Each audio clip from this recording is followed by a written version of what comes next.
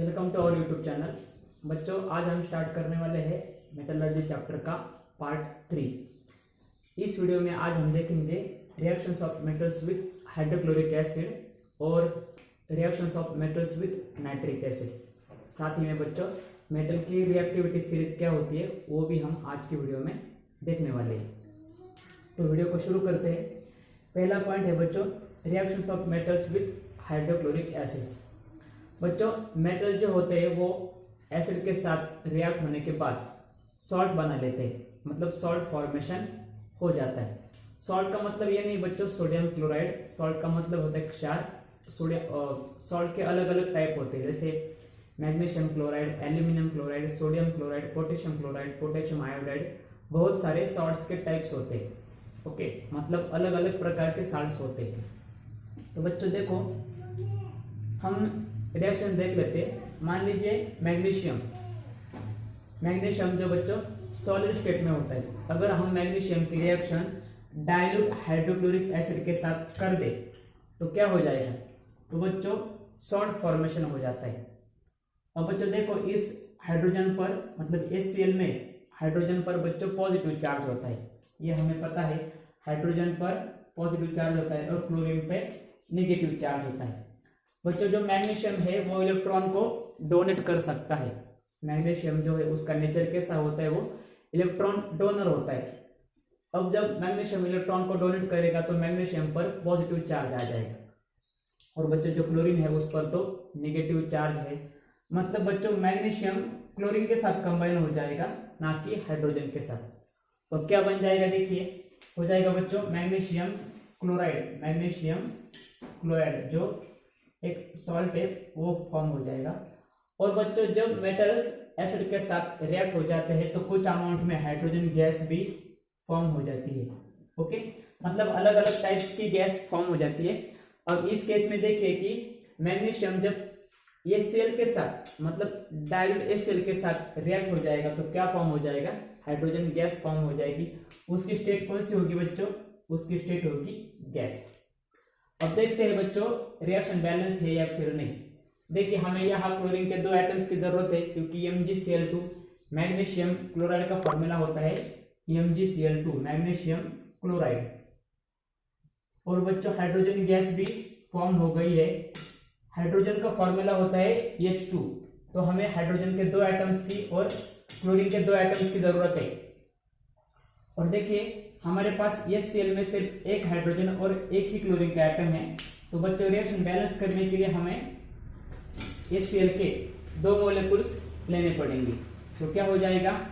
Magnesium reacts with dilute hydrochloric acid to form magnesium chloride and liberates hydrogen gas. बच्चों similarly दूसरी reaction देख लेते हैं। Aluminium जो एक मेटल है उसका भी नेचर कैसा होता है बच्चों? एल्यूमिनियम भी इलेक्ट्रॉन को डोनेट कर देता है। ओके, देखिए जब बच्चों एल्यूमिनियम हाइड्रोक्लोरिक एसिड के साथ रिएक्ट हो जाता है तो एल्यूमिनियम क्लोराइड नाम का सॉल्ट फॉर्म हो जाता है, क्योंकि एल्यूमिनियम क्लोरीन से कंबाइन होगा। क्योंकि aluminium metal, chlorine is a non metal. Aluminium electron donate कर सकता है तो उस पर पॉजिटिव चार्ज आ जाएगा, और क्लोरीन इलेक्ट्रॉन को गेन करता है तो उस पर नेगेटिव चार्ज होता है। ओके, तो क्या हो जाएगा देखो बच्चों, AlCl3 मतलब एल्यूमिनियम क्लोराइड फॉर्म हो जाता है, और हाइड्रोजन गैस भी कुछ अमाउंट में फॉर्म हो जाती है। ओके, अब बच्चों देखिए ये सॉल्ट कौन सी स्टेट में होगा? ये होगा एक्वियस स्टेट में। अब देखते हैं रिएक्शन बैलेंस है या फिर नहीं। इसका मैं नाम लिख लेता हूँ एल्यूमिनियम क्लोराइड।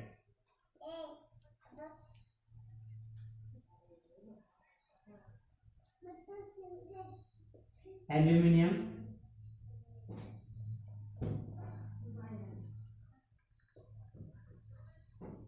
क्लोराइड। ओके, अब देखिए बच्चों यहाँ पर हमें रिएक्शन बैलेंस करने के लिए क्या करना पड़ेगा। यहाँ पर देखिए कितने हैं क्लोरीन के? 3 एटम्स है। यहाँ पर हाइड्रोजन के 2 एटम है।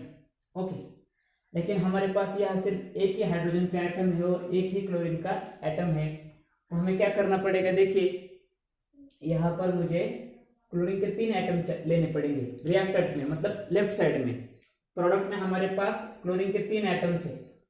ओके, अब देखिए अगर मैं यहाँ 3HCl मतलब HCl के 3 मॉलिक्यूल्स ले लो तो बच्चों हाइड्रोजन के 3 एटम हो जाएंगे, लेकिन हाइड्रोजन का फॉर्मूला होता है H2, H3 नहीं होता।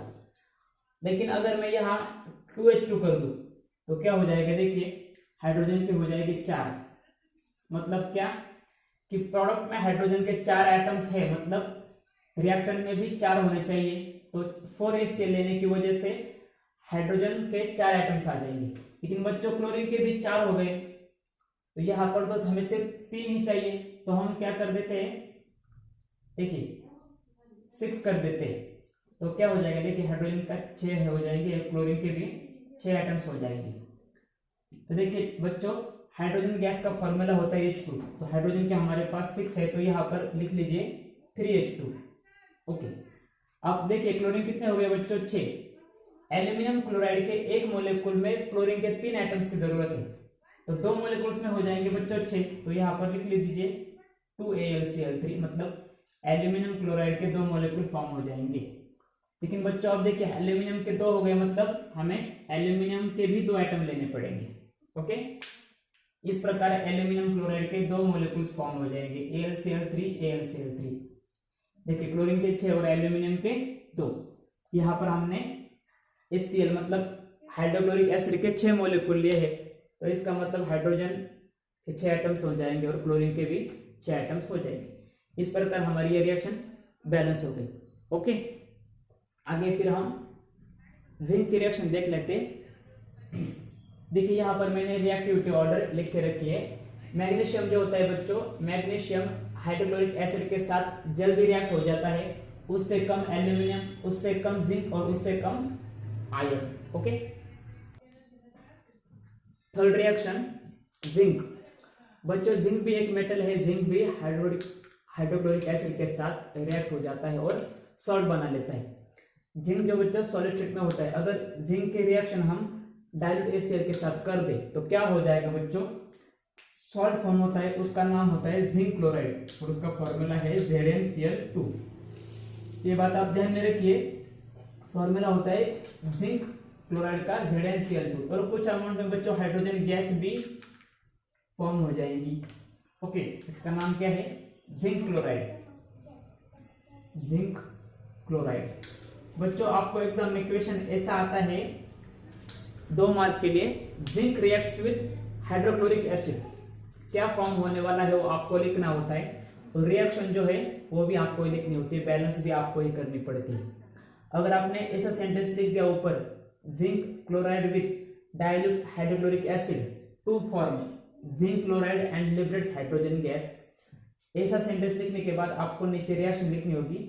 अगर आप सेंटेंस नहीं लिखना चाहते तो रिएक्शन लिखिए और रिएक्टेंट के नीचे रिएक्टेंट का नाम लिखिए, प्रोडक्ट के नीचे प्रोडक्ट का नाम लिख दीजिए। ओके, अब देख लेते हैं रिएक्शन बैलेंस है या नहीं। देखो बच्चों, जिंक क्लोराइड में जिंक का 1 और क्लोरीन के 2 एटम है। हमारे पास जिंक का 1 एटम है लेकिन क्लोरीन के 2 नहीं है। हाइड्रोजन गैस जो फॉर्म हुई है बच्चों, उसमें हाइड्रोजन के 2 एटम्स है, लेकिन हमने तो यहाँ सिर्फ 1 ही लिया है, तो हमें जिंक के क्लोरीन के 2 एटम्स की और हाइड्रोजन के 2 एटम्स की जरूरत है, तो हम यहाँ सिंपली लिख देते हैं 2HCl। ओके, इस तरह रिएक्शन बैलेंस हो गई। बच्चों लास्ट रिएक्शन है फेरस मतलब आयरन। आयरन की डाइल्यूट हाइड्रोक्लोरिक एसिड के साथ रिएक्शन, उसके बाद देखिए क्या फॉर्म होता है। बच्चों आपको पता होगा कि आयरन जो होता है उसकी वैलेंसी 2 भी होती है और 3 भी होती है, मतलब FeCl2 फेरस क्लोराइड और FeCl3 फेरिक क्लोराइड, ये दोनों सॉल्ट ही है, लेकिन डिपेंड करता है किसके साथ रिएक्शन हो रही है और किस कंडीशन में हो रही है, उसके ऊपर डिपेंड करता है कि फेरिक क्लोराइड फॉर्म होगा या फिर फेरस क्लोराइड फॉर्म होगा। बच्चों जब आयरन डाइल्यूट HCl के साथ रिएक्ट हो जाता है तो फॉर्म हो जाता है सॉल्ट जिसका नाम है फेरस क्लोराइड और उसका फॉर्मूला होता है FeCl2। इसका नाम क्या है,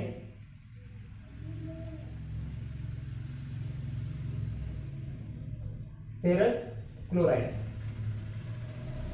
प्लस बच्चों कुछ अमाउंट में हाइड्रोजन गैस भी फॉर्म हो जाती है।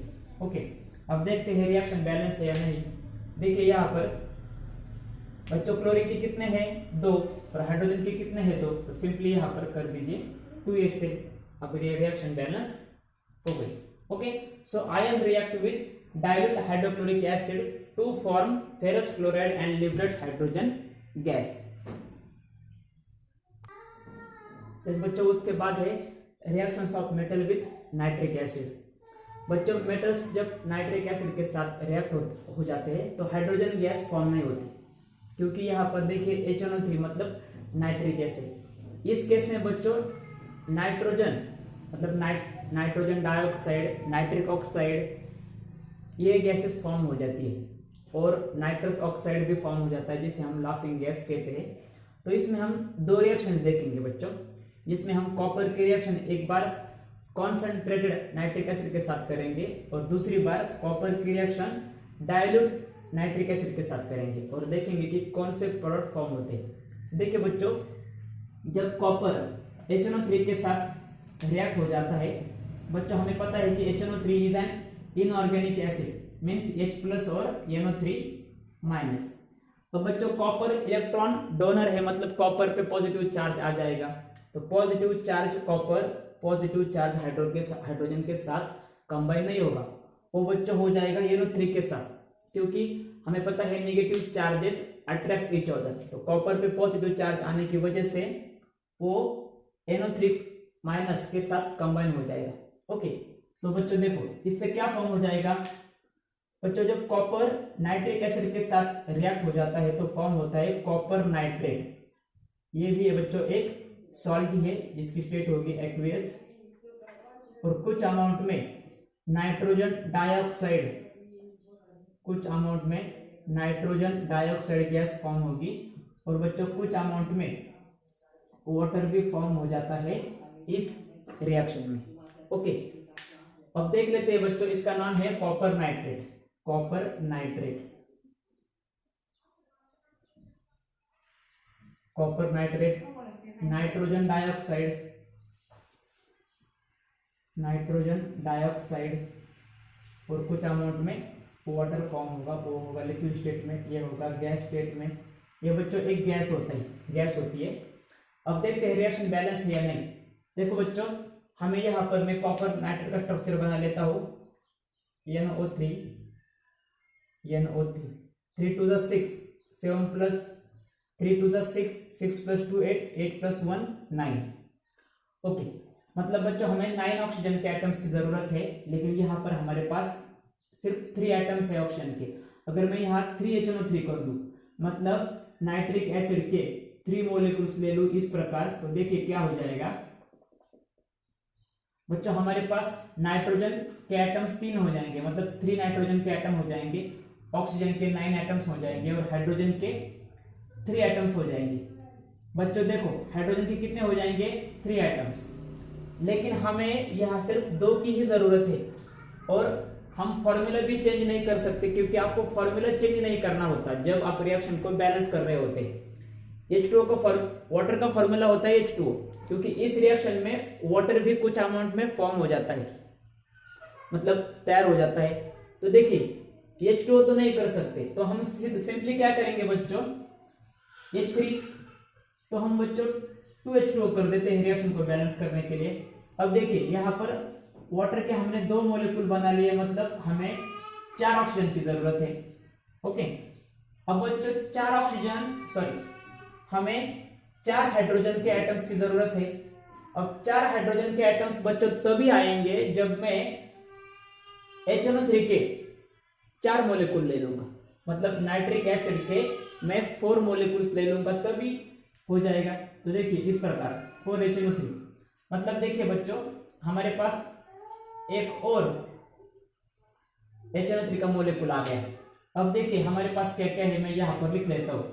हाइड्रोजन हमारे पास 4 है, नाइट्रोजन भी हमारे पास 4 है, ऑक्सीजन कितने हैं देखिए 3 to the 6 3 3 9 3 4 12। ओके, तो बच्चों देखो यहाँ पर कितने चाहिए हमें 3 to the 6, यहाँ पर 2 6 plus 2 8 और यहाँ पर 2 10 हो गए, मतलब हमारे पास तो ऑक्सीजन बच्चों 12 है, मतलब 2 बच गए। हाइड्रोजन बच्चों यहाँ पर देखिए कितने चाहिए 4, मतलब नाइट्रोजन का काम सॉरी हाइड्रोजन का काम तो हो गया। नाइट्रोजन बच्चों देखो यहाँ पर 2 और यहाँ पर 1 3, मतलब बच्चों 1 नाइट्रोजन बच जाता है। तो देखो बच्चों सिर्फ नाइट्रोजन और ऑक्सीजन कौन से प्रोडक्ट में है, तो वो है बच्चों नाइट्रोजन डाइऑक्साइड। जो गैस है वो सिर्फ नाइट्रोजन और ऑक्सीजन से बनी हुई है। ओके, और हमारे पास एक नाइट्रोजन और ऑक्सीजन बच गया, सॉरी ऑक्सीजन के 2 और नाइट्रोजन का 1। और नाइट्रोजन डाइऑक्साइड के बच्चों एक मोलेकुल में एक नाइट्रोजन का एटम और 2 ऑक्सीजन के एटम होते, तो हम सिंपली यहाँ पर लिख लेंगे 2NO2। तो हमारी रिएक्शन बैलेंस हो जाएगी। नाइट्रोजन 1 2 3 4 हो गए, वाटर के यहाँ पर 4, सॉरी हाइड्रोजन के यहाँ पर 4 एटम्स की जरूरत है, हो गई। और ऑक्सीजन के टोटल कितने चाहिए, 12 चाहिए। तो देखिए यहाँ पर 3, सॉरी यहाँ पर 3 2 6, यहाँ पर 2 2 4, 6 + 4 10 और यहाँ पर 2, तो हो गई रिएक्शन हमारी बैलेंस। तो बच्चों जब कॉपर की कॉन्सेंट्रेटेड नाइट्रिक एसिड के साथ रिएक्शन हो जाती है तो क्या फॉर्म हो जाता है, कॉपर नाइट्रेट फॉर्म हो जाता है। कुछ अमाउंट में नाइट्रोजन डाइऑक्साइड गैस फॉर्म हो जाती है और कुछ अमाउंट में वाटर फॉर्मेशन हो जाता है। दूसरी रिएक्शन देख लेते हैं बच्चों, जिसमें हम कॉपर की रिएक्शन किसके साथ करेंगे, डाइल्यूट एसिड के साथ करेंगे। ओके, डाइल्यूट HNO3 के साथ करेंगे। अब बच्चों देखो इस केस में क्या होता है कि जब कॉपर डाइल्यूट नाइट्रिक एसिड के साथ रिएक्ट हो जाता है तो जो मेन प्रोडक्ट है कॉपर नाइट्रेट वही फॉर्म हो जाता है। वाटर भी कुछ अमाउंट में फॉर्म हो जाता है, लेकिन नाइट्रोजन डाइऑक्साइड गैस इस केस में मतलब सेकंड रिएक्शन में नहीं फॉर्म होती। सेकंड रिएक्शन में, जिस रिएक्शन में हम कॉपर की रिएक्शन डाइल्यूट HNO3 के साथ कर रहे हैं, उस रिएक्शन में नाइट्रिक ऑक्साइड उसका फॉर्मूला होता है NO, ये गैस फॉर्म हो जाती है। तो देखिए इस रिएक्शन को बच्चों, इसमें भी कौन सा साल्ट फॉर्म होगा, CuNO3 मतलब कॉपर नाइट्रेट, उसकी स्टेट होगी एक्वियस। प्लस बच्चों नाइट्रिक ऑक्साइड भी फॉर्म हो जाती है, क्या फॉर्म हो जाती है, नाइट्रिक ऑक्साइड, जिसकी स्टेट होगी गैसियस। प्लस बच्चों कुछ अमाउंट में वाटर भी फॉर्म हो जाएगा। ओके, इसकी स्टेट होगी लिक्विड। अब देखते हैं बच्चों रिएक्शन बैलेंस करते हैं। तो देखिए ये रिएक्शन बच्चों पहले जैसे भी बैलेंस की जा सकती थी, लेकिन NO2 मतलब यहाँ पर नाइट्रोजन डाइऑक्साइड नहीं तो नाइट्रिक ऑक्साइड फॉर्म होता है, मतलब नाइट्रिक ऑक्साइड गैस फॉर्म होती है, इसलिए रिएक्शन को पहली वाली जैसी बैलेंस नहीं कर सकते। ओके, तो देखिए हम क्या करते हैं कि बच्चों कॉन्सेंट्रेटेड मतलब बच्चों ऐसा एसिड जिसमें वाटर नहीं है, तो वो एसिड कॉपर के साथ रिएक्ट जल्दी हो जाएगा। अब जो बच्चों डाइल्यूट है मतलब क्या कि प्योर नाइट्रिक एसिड में वाटर ऐड कर दिया है, तो उसे हम कहेंगे डाइल्यूट एसिड, मतलब उसकी रिएक्शन कॉपर के साथ थोड़ी स्लो हो जाएगी। तो इसलिए हम क्या करते हैं, कॉन्सेंट्रेटेड नाइट्रिक एसिड में जितने मोलिकुल्स लिए थे उससे डबल, उससे ट्वाइस मोलिकुल हम सेकंड रिएक्शन में ले लेते हैं। तो देखिए क्या हो जाएगा यहाँ पर 8। तो अब देखिए हमारे पास क्या क्या हो गया, हाइड्रोजन के टोटल 8 एटम्स हो गए, नाइट्रोजन के भी टोटल 8 एटम्स हो गए और ऑक्सीजन के बच्चों 24 एटम्स हो गए। ओके, तो बच्चों नाइट्रोजन के हमारे पास कितने हैं, 8। तो यहाँ पर मैं अगर 6 कर दूं, मतलब देखिए कॉपर नाइट्रेट के एक एटम, एक मोलिकुल में 2 नाइट्रोजन के एटम्स की जरूरत होती है। कॉपर नाइट्रेट के एक मोलिकुल में 2 नाइट्रोजन के एटम्स की जरूरत होती है। तो बच्चों 3 कॉपर नाइट्रेट के मोलिकुल में कितने की जरूरत होगी, 3 2 6, क्योंकि एक में 2 तो 3 में कितने हो गए, 6। तो यहाँ पर मैं सिंपली कर देता हूँ 3 कॉपर नाइट्रेट मतलब 3CuNO3 ट्वाइस। तो बच्चों देखो यहाँ पर हमें क्या क्या जरूरत पड़ेगी, कॉपर के 3 एटम्स चाहिए, नाइट्रोजन के 6 चाहिए और ऑक्सीजन के 3 2 6 6 3 18। ओके, यहाँ हमारे पास कितने हैं बच्चों, ऑक्सीजन के 24, तो कितने बच गए, 6 बच गए, नाइट्रोजन के 2 बच गए और हाइड्रोजन के, देखिए यहाँ पर हमारे पास यहाँ कितने हाइड्रोजन है, 8। तो बच्चों यहाँ पर तो हाइड्रोजन की जरूरत नहीं है, यहाँ पर भी नहीं है। हाइड्रोजन के 8 हमारे पास एटम्स है। वाटर मोलिकुल में बच्चों, वाटर में हाइड्रोजन प्रेजेंट होता है, एक वाटर मोलिकुल में 2 हाइड्रोजन एटम्स की जरूरत है। तो बच्चों कितने वाटर मोलिकुल लेने पड़ेंगे जिसमें 8 हाइड्रोजन आ जाएंगे। तो सिंपली 4H2O, मतलब वाटर मॉलिक्यूल कितने फॉर्म हो जाएंगे 4। तो अब देखिए हमारे पास क्या क्या बचता है, हाइड्रोजन का काम तो हो गया, सिर्फ बच गया हमारे पास नाइट्रोजन और ऑक्सीजन। हम बच्चों अब यहाँ हमें कॉपर के 3 एटम्स की जरूरत है, तो हम यहाँ 3 लिख देते हैं। ओके, अब देखिए हमारे पास क्या क्या है, कॉपर के 3 है, ये हमें 3 ही चाहिए, हो गया काम। नाइट्रोजन का हमारे पास यहाँ पर रिएक्टेंट में 8 एटम्स है, यहाँ हमें 6 चाहिए, तो इसका हो गया काम, 2 बच गए। ओके, 2 बच गए नाइट्रोजन के एटम्स। ऑक्सीजन के 24, यहाँ चाहिए 18, यहाँ चाहिए 4, मतलब 18 + 4 22, तो बच गए कितने बच्चों, 2 बच गए। ओके, तो यहाँ पर हम सिंपली लिख देते 2NO। ओके, अब देखिए बैलेंस हो गई या नहीं। देखिए एक कॉपर नाइट्रेट के मॉलिक्यूल में 6 ऑक्सीजन होते, 3 कॉपर नाइट्रेट के मॉलिक्यूल्स में कितने ऑक्सीजन होंगे, 6 3 18, यहाँ पर 2 20, यहाँ पर 4, कितने हो गए 24। ओके, नाइट्रोजन के 8, यहाँ पर 6 3 2 देखिए ये 3 ट्वाइस मतलब क्या, इस प्रकार CuNO3, ये हो गया एक मॉलिक्यूल में 2 नाइट्रोजन, 3 मॉलिक्यूल में 3 2 6, और यहाँ पर 2, तो हो गए टोटल 8। ओके, तो इस प्रकार हमारी रिएक्शन बैलेंस हो गई। ओके, फिर आप इसे लिख लीजिए, बाद में हम एक्वा रिजिया लिखते हैं बच्चों। Next aqua regia. अब ये बच्चों एक्वा रिजिया क्या होता है, बच्चों एक्वा रिजिया एक मिक्सचर होता है एसिड्स का, उसमें बच्चों हाइड्रोक्लोरिक एसिड और नाइट्रिक एसिड दोनों ही कॉन्सेंट्रेटेड होते हैं, उन दोनों को मिक्स किया जाता है, और बच्चों मिक्स करने के बाद जो सॉल्यूशन फॉर्म होता है उसे हम कहते हैं एक्वा रिजिया। बच्चों कॉन्सेंट्रेटेड नाइट्रिक एसिड और कॉन्सेंट्रेटेड हाइड्रोक्लोरिक एसिड दोनों को एक साथ अगर मिक्स कर दे तो जो दूसरा सॉल्यूशन फॉर्म होता है उसे हम एक्वा रिजिया कहते हैं बच्चों। लेकिन जो एक्वा रिजिया फॉर्म होता है वो बहुत ही स्ट्रांग होता है, क्योंकि दोनों ही एसिड्स बच्चों कॉन्सेंट्रेटेड है, और बच्चों जो एक्वा रिजिया होता है वो इतना स्ट्रांग होता है कि उसमें कोई अगर हम मेटल डाल दे तो वो बहुत जल्द करोड़ हो जाता है। मान लीजिए अगर कोई ताला है घर का, ओके, उस पर आपने वो ताला लगा के रखा है, आपके पास चाबी नहीं है और ताला लगा के रखा है, उसको अगर आप एक्वा रिजिया में डाल दो तो वो कुछ ही मिनट्स में पूरा का पूरा उसका करोजन हो जाएगा और ताला अपने आप खुल जाएगा, इतना एक्वा रिजिया स्ट्रांग होता है। दूसरा देखो बच्चों फ्यूमिंग लिक्विड। अब फ्यूमिंग मतलब क्या, मान लीजिए एक ग्लास का जार है, मतलब ग्लास से बना हुआ एक बॉटल है, कांच की बॉटल है, उसमें बच्चों मैंने एक्वा रिजिया डाल दिया है, मतलब HCl और HNO3 का मिक्सचर है उसमें, उसे ही हम एक्वा रिजिया कहते हैं। अब बच्चों मैंने उसके ऊपर रबर कॉर्क लगा दिया है ताकि वो बाहर ना चले जाए।